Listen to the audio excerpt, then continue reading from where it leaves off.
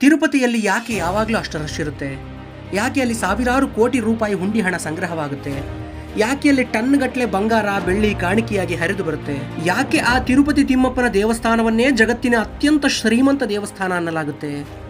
ಯಾಕಂದರೆ ಅಲ್ಲಿ ನಾವು ಏನನ್ನೇ ಬೇಡಿಕೊಂಡ್ರೂ ಸಹ ಈಡೇರುತ್ತೆ ಮತ್ತು ಅಲ್ಲಿ ಹುಂಡಿಗೆ ನಾವು ಎಷ್ಟೇ ದುಡ್ಡು ಹಾಕಿದರೂ ಅದನ್ನು ತಿಮ್ಮಪ್ಪ ನಮಗೆ 10ರಷ್ಟು ವಾಪಸ್ ಕೊಡ್ತಾನೆ ಅಂತ ತುಂಬ ಜನ ಹೇಳೋದನ್ನು ನಾನು ಕೇಳಿದ್ದೀನಿ. ಹಾಗಾದರೆ ತಿಮ್ಮಪ್ಪನ ಬೇರೆ ದೇವಸ್ಥಾನಗಳಲ್ಲಿ ಬೇಡಿಕೊಂಡ್ರೆ ಈಡೇರಲ್ವಾ?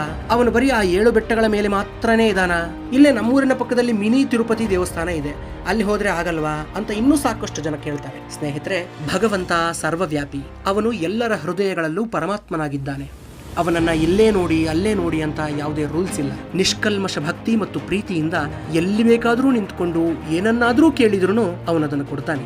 ಆದರೆ ಈ ತಿರುಪತಿಯ ವೆಂಕಟೇಶ್ವರನ ಬಗ್ಗೆ ನಾವು ಸ್ವಲ್ಪ ತಿಳ್ಕೊಳ್ಳೋದಾದ್ರೆ, ನಮ್ಮ ಶಾಸ್ತ್ರಗಳು ಹೇಳೋ ಪ್ರಕಾರ ನಕೃತಂ ದೈವ ಸಂಘೈಶ್ಚ ನಕೃತಂ ವಿಶ್ವಕರ್ಮಣ ಸ್ವಇಚ್ಛಾ ಕ್ರೀಡತೆ ತತ್ರ ಇಚ್ಛಾರೂಪಂ ವಿರಾಜಿತ. ಅಂದ್ರೆ ಆ ತಿರುಮಲದ ತಿಮ್ಮಪ್ಪನ ವಿಗ್ರಹವು ದೇವತೆಗಳು ಕೆತ್ತಿದ್ದಲ್ಲ, ದೇವಶಿಲ್ಪಿ ವಿಶ್ವಕರ್ಮನೂ ಕೆತ್ತಿದ್ದಲ್ಲ.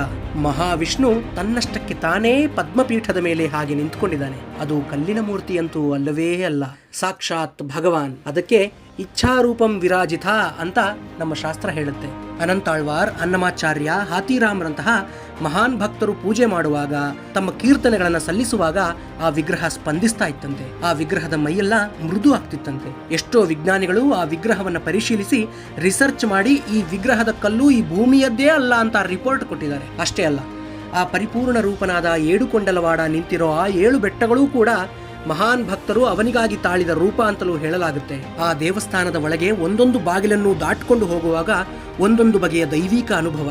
ಯಾಕೆಂದ್ರೆ ಆ ಗರ್ಭಗುಡಿಯಲ್ಲಿರುವ ವಿಗ್ರಹದಿಂದ ನಿರಂತರವಾಗಿ ದೈವಿಕ ತರಂಗಗಳು ಬಿಡುಗಡೆ ಆಗ್ತಾ ಇರುತ್ತೆ. ನಮ್ಮ ಪುರಾಣಗಳು ಹೇಳೋ ಪ್ರಕಾರ ಗರುಡ ದೇವ ಆ ಬೆಟ್ಟಗಳನ್ನ ವೈಕುಂಠದಿಂದ ತನ್ನ ಬೆನ್ನ ಮೇಲೆ ಎತ್ಕೊಂಡು ಬಂದು ಅಲ್ಲಿಟ್ಟಿದ್ದಾನೆ ಅಂತಲೂ ಹೇಳ್ತಾರೆ.